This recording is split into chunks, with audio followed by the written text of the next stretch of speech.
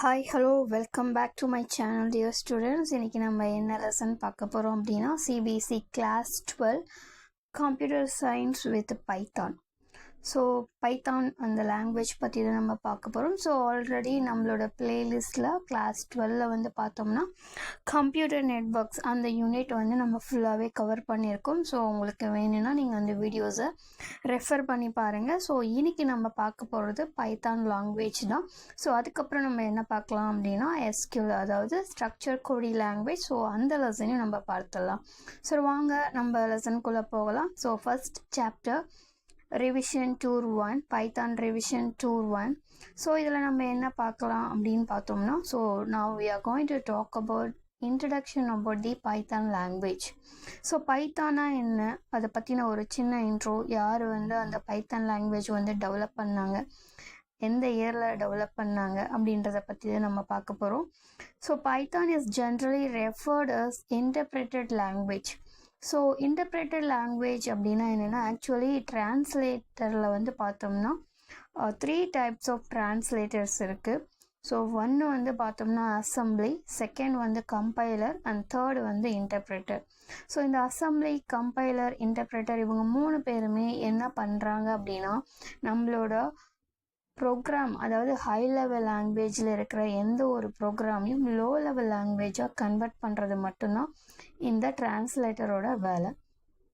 So இதில் compiler எடுத்துட்டோம்னா அது என்ன பண்ணும் அப்படின்னா, ஸோ ஒன் டைம் கோ அப்படின்ற மாதிரி ஃபுல் ப்ரோக்ராமையும் அது ரீட் பண்ணிவிட்டு அதை வந்து மிஷின் லாங்குவேஜாக கன்வெர்ட் பண்ணும்.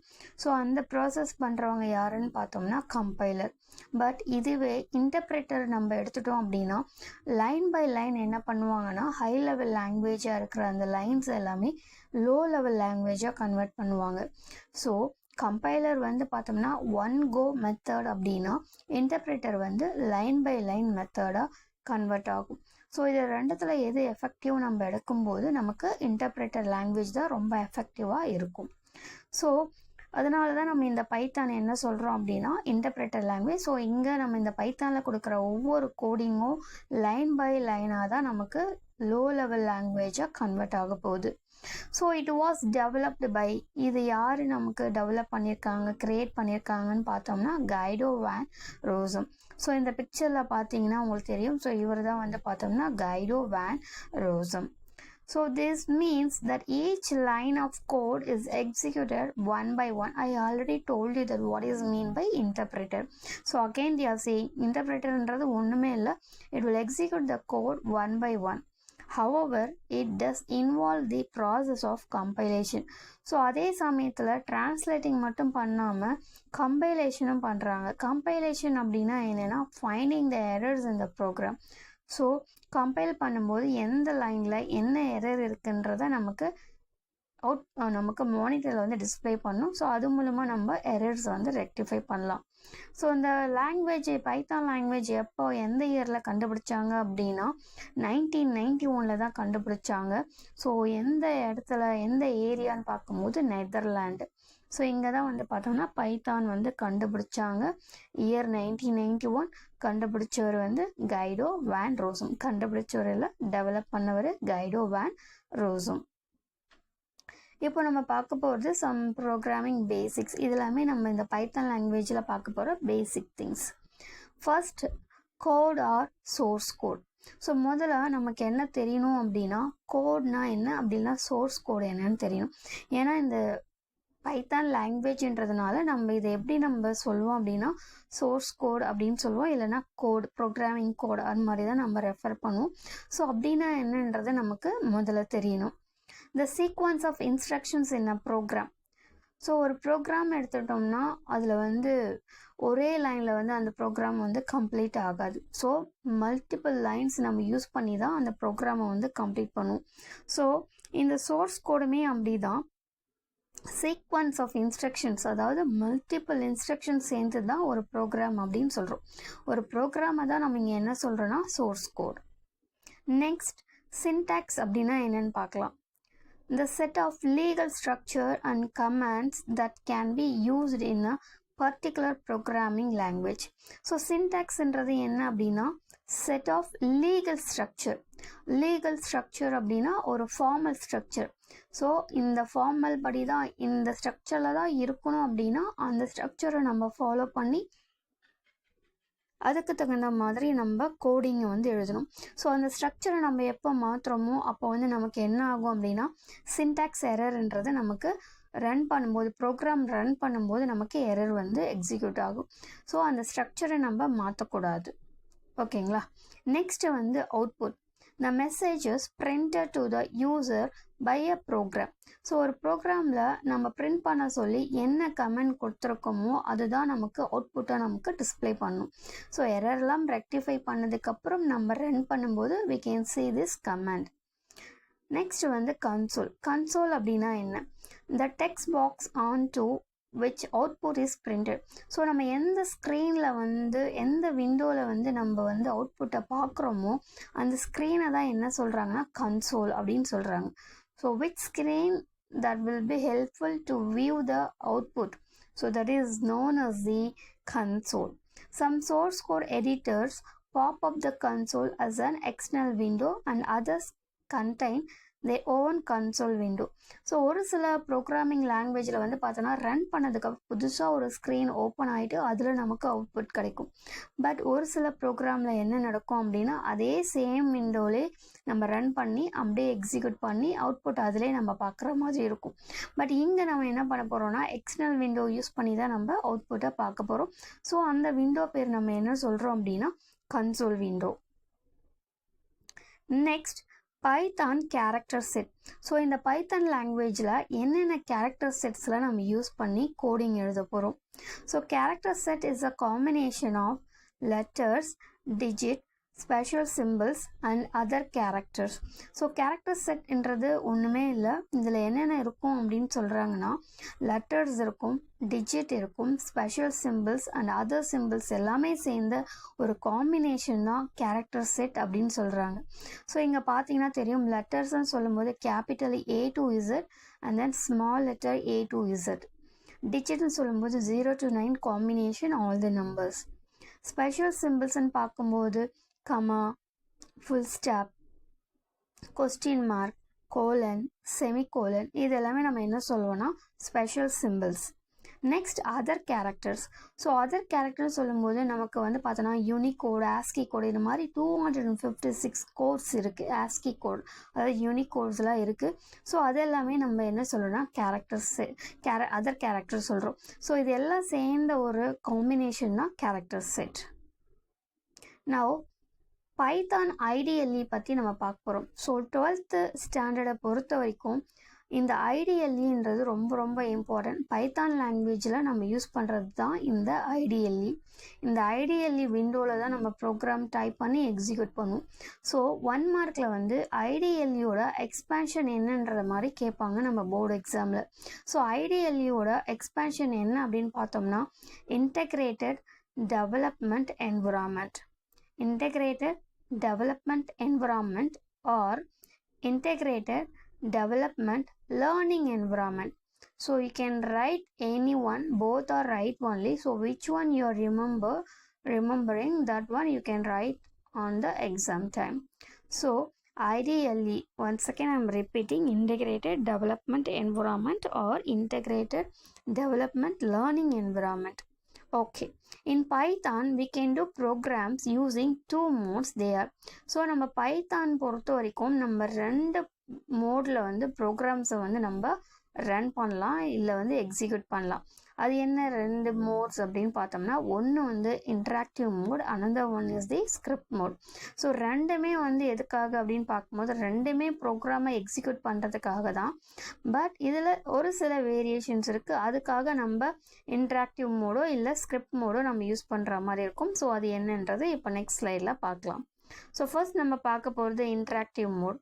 இன்ட்ராக்டிவ் மோட் அப்படின்னா என்னென்னா interactive mode is a command line shell which gives immediate feedback for each statement. So எதனால் இன்ட்ராக்டிவ் மோட் யூஸ் பண்ணணும் அப்படின்னு நான் சொல்கிறேன்னா நீங்கள் ஒரு இன்புட் கொடுக்குறீங்க அப்படின்னா உடனே உங்களுக்கு இம்மிடியேட்டாகவே உங்களுக்கு அதுக்கான ஃபீட்பேக்கோ இல்லை அவுட்புட்டோ உங்களுக்கு ஸ்க்ரீனில் தெரிஞ்சிடும். ஸோ அதனால தான் இது வந்து பார்த்தோம்னா இன்ட்ராக்டிவ் மோட் அப்படின்னு சொல்லுவாங்க.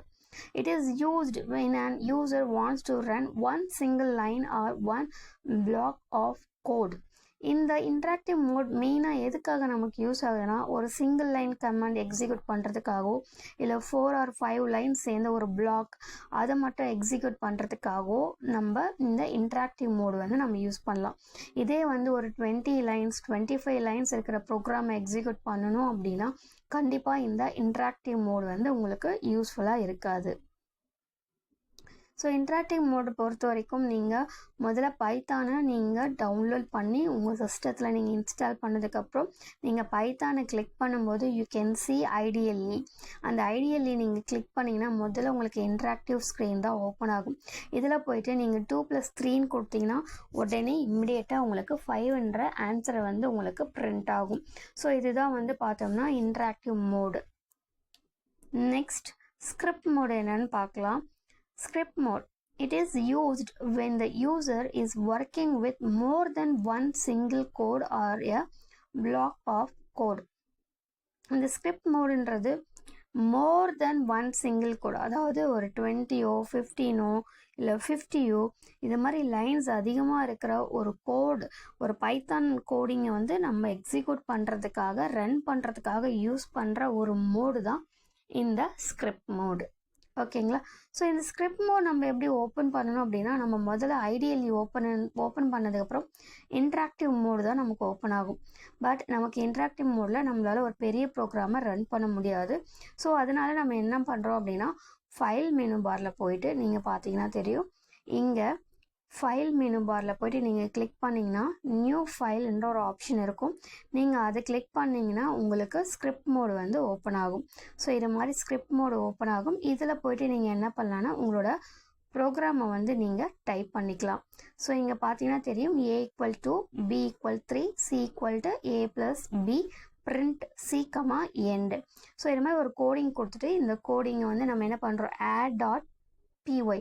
ஸோ இந்த பைத்தானோட லாங்குவேஜை நம்ம எப்படி சேவ் பண்ணணும் அப்படின்னா .py என்ற எக்ஸ்டென்ஷன் மூலமாக தான் இந்த பைத்தான் லாங்குவேஜ் ப்ரோக்ராமை வந்து நம்ம சேவ் பண்ணணும். ஸோ இங்கே ஃபைல் நேம் வந்து பார்த்தோம்னா ஆட், அதோட எக்ஸ்டென்ஷன் பார்த்தோம்னா .py.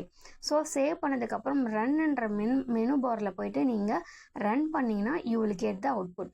ஸோ இங்கே எப்படி நம்ம அவுட்புட் பார்க்கணுன்றது சொல்கிறேன். ஸோ இங்கே போயிட்டு நீங்கள் ரன்னில் போயிட்டு எக்ஸிக்யூட் பண்ணிங்கனாலே போதும், you will get the answer 5. So இதுதான் வந்து பார்த்தோம்னா ஸ்கிரிப்ட் மோடுக்கான ஃபங்க்ஷன். நெக்ஸ்ட் நம்ம பார்க்க போகிறது என்னென்னா ரொம்ப ரொம்ப இம்பார்ட்டன்ட், டோக்கன்ஸ். ஸோ நிறைய கொஸ்டின் பேப்பரில் வந்து பார்த்தீங்கன்னா இது வரைக்கும் நடந்த Python question papers, board question பேப்பர்ஸில் எல்லாத்துலேயுமே இந்த டோக்கன்ஸ்ன்றது 1 மார்க்காவோ இல்லை 2 மார்க்காவோ கேட்டிருக்காங்க. ஸோ இந்த கொஸ்டின் வந்து பார்த்தோன்னா ரொம்பவே இம்பார்ட்டண்டான ஒன்று. ஸோ டோக்கன்ஸ் அப்படின்னா என்னென்னு பார்க்கலாம். Tokens are individual units of a program. It is also known as lexical unit. ஒரு ப்ரோக்ராம் இருக்குது அப்படின்னா அந்த ப்ரோக்ராமில் ஒரு இண்டிவிஜுவல் யூனிட்டை மட்டும் நம்ம சொல்கிறது தான் டோக்கன் ஆர் லெக்சிக்கல் யூனிட். இப்போ அரித்மெட்டிக் ஆப்ரேஷன் சொல்லும்போது அரித்மெட்டிக் அப்படின்னா அதில் அடிஷன் இருக்கும், சப்ராக்ஷன் இருக்கும், மல்டிப்ளிகேஷன் இருக்கும், டிவிஷன் இருக்கும், மாடுலோ இருக்கும். ஸோ இந்த 5 ஃபங்க்ஷன் சேர்ந்து தான் அரித்மெட்டிக்னு சொல்லும்போது அதில் ஒரு பிளாக் மட்டும் நான் சொல்கிறேன், ஒரு யூனிட்டை மட்டும் நான் எடுத்துக்கிறேன். ஃபார் எக்ஸாம்பிள் அடிஷனை மட்டும் நான் எடுக்கிறேன் அப்படின்னா ஒரு இண்டிவிஜுவல் யூனிட்டை மட்டும் நான் ரெஃபர் பண்ணுறேன் அப்படின்னா அதுதான் நம்ம என்ன சொல்லுவோம்னா tokens. So individual unit in a program of a program is known as the tokens.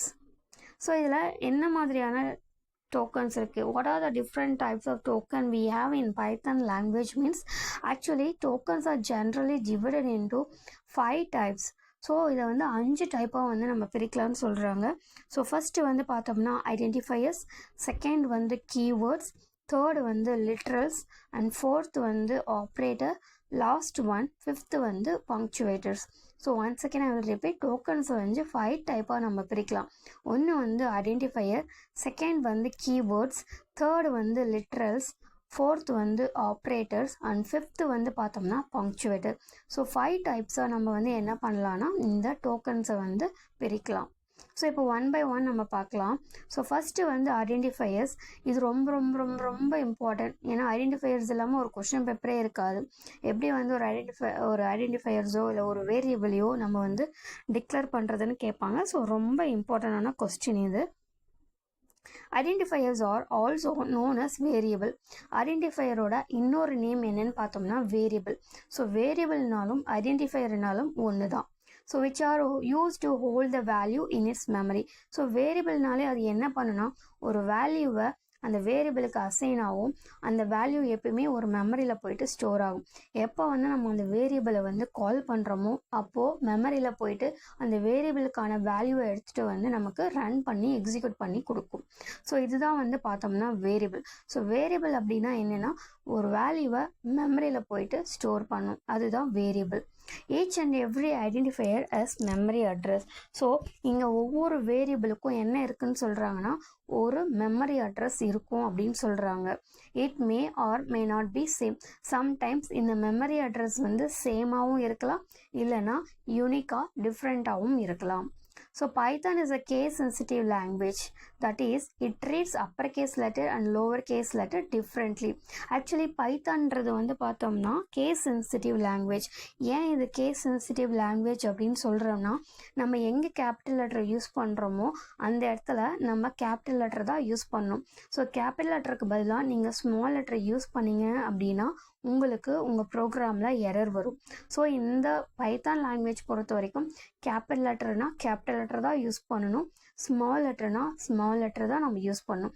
நீங்கள் மாற்றி வேறு லெட்டர்ஸ் யூஸ் பண்ணும்போது கேப்ஸ்க்கு பதில் லோவரோ இல்லை லோவருக்கு பதில் கேப்ஸோ நீங்கள் யூஸ் பண்ணீங்க அப்படின்னா that time you will get error in your program.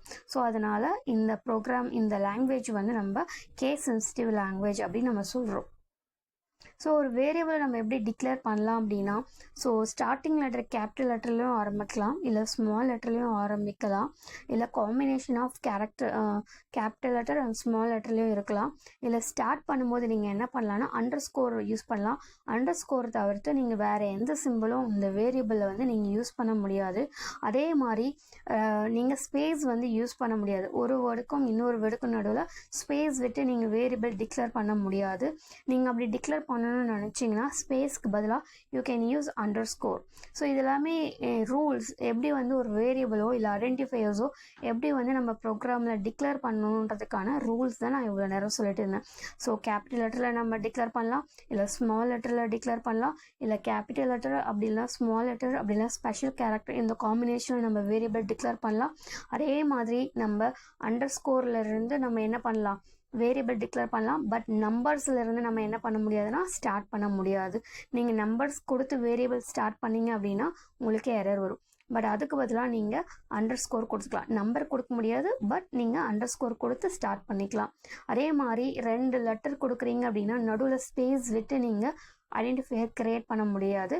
அந்த ஸ்பேஸ்க்காக நீங்கள் என்ன பண்ணலாம் அப்படின்னா அண்டர் ஸ்கோர் யூஸ் பண்ணிக்கலாம். ஸோ இது எல்லாமே rules for declaring the identifier. So நான் இதுக்கு முன்னாடி பார்த்தது தான் மறுபடியும் சொல்கிறேன். Rules of identifiers. The first character must be letter. So நம்ம கொடுக்குற ஃபர்ஸ்ட் லெட்டர் எப்பவுமே என்னவாக இருக்கணும்னா லெட்டர்ஸாக இருக்கணும். Identifier must not start with any special character. So நீங்கள் ஐடென்டிஃபையர் கொடுக்குறீங்க அப்படின்னா ஸ்பெஷல் கேரக்டரில் நீங்கள் ஆரம்பிக்க முடியாது. அதாவது அட்டோ இல்லைனா ஐஃபனோ இல்லை ப்ளஸ்ஸோ மைனஸோ இது மாதிரி சிம்பிளில் வந்து நீங்கள் ஐடென்டிஃபையர் ஸ்டார்ட் பண்ண முடியாது. பட் நீங்கள் அண்டர் ஸ்கோர் யூஸ் பண்ணி ஸ்டார்ட் பண்ணலாம். An identifier must not contain any space. அதே மாதிரி நம்ம ஐடென்டிஃபையர் கொடுக்கும்போது என்ன வரக்கூடாதுன்னு சொல்லியிருக்கேன், ஸ்பேஸ் வரக்கூடாது. But we can use underscore in between variable names. So அதுக்கு பதில் நம்ம என்ன பண்ணலாம்னா அந்த கேப்புக்கு பதிலாக நம்ம அண்டர்ஸ்கோர் நம்ம யூஸ் பண்ணிக்கலாம். An identifier should not begin with the number. அதே மாதிரி ஸ்பெஷல் கேரக்டரில் ஸ்டார்ட் பண்ணக்கூடாது, அதே மாதிரி நம்பர்லேயும் ஸ்டார்ட் பண்ணக்கூடாது.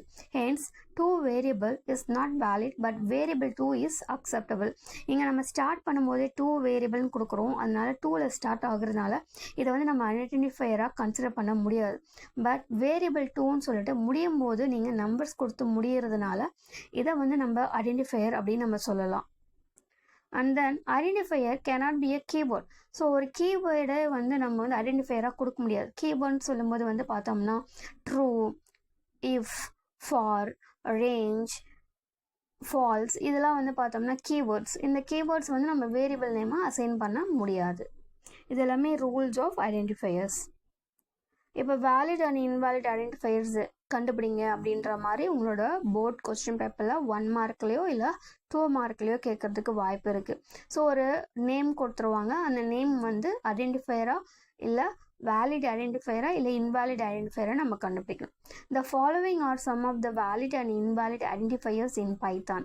ஸோ என்னென்னு பார்க்கும்போது some valid identifiers name capital லெட்டரில் ஸ்டார்ட் ஆகிருக்கு, பரவாயில்ல. ஸ்மால் லெட்டரில் ஸ்டார்ட் ஆகிருக்கு, அதே மாதிரி அண்டர்ஸ்கோரில் ஸ்டார்ட் ஆகிருக்கு, சிங்கிள் டிஜிட்டில் ஸ்டார்ட் ஆகிருக்கு.